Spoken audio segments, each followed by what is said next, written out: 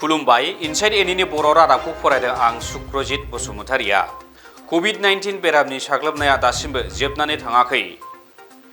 बेबायदि समावनो हादरसा सोरखारा एपिएससि प्रिलिमनि आनजादखौ खुंनो थाखाय थियारि खालामदों। बेखौ लानानैनो दिनै चिरां जिल्लानि जिल्ला बेंगिरिनि मावख'आव मोनसे जथुम्मा खालामो।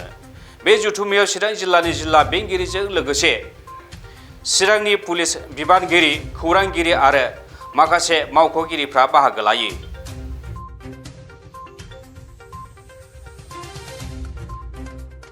दासिमबो कभिड-19 बेरामनि सन्देरनाया जोबनानै थाङाखै। बेबायदि थासारियावनो खुंथाया एपिएससि आनजादखौ खुंनो थाखाय थियारि खालामदों।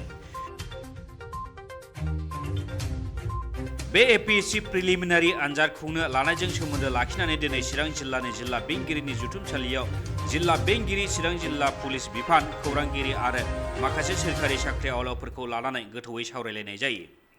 मख'जाथावदि बे बाराव चिरां जिल्लायाव मोननै मिरुआव एपिएससि प्रिलिमिनारि आनजादखौ खुंनाय जागोन।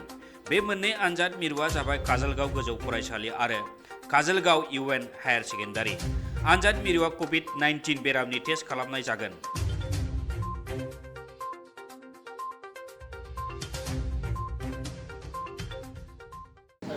কোভিডৰ কাৰণে আমি বেলেগ বেলেগ ধৰণৰ ইনষ্ট্ৰাকশ্যন পাইছোঁ। প্ৰথম হ'ল যে যদি কেণ্ডিডেটে ফাৰ্ষ্ট ড'জ ভেকচিনেশ্যন লৈছে তেতিয়াহ'লে আমি তেখেতক চাৰ্টিফিকেট চাই পেলাই যাব দিম।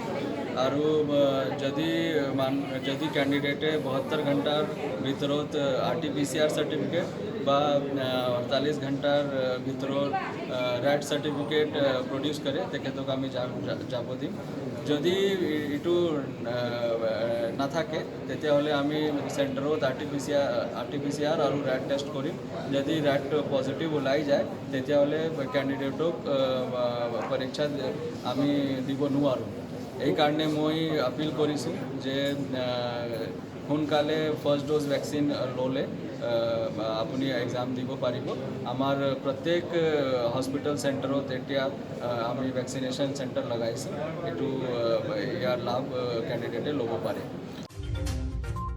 নিউজ ডেস্ক ইনসাইড এনি बर'।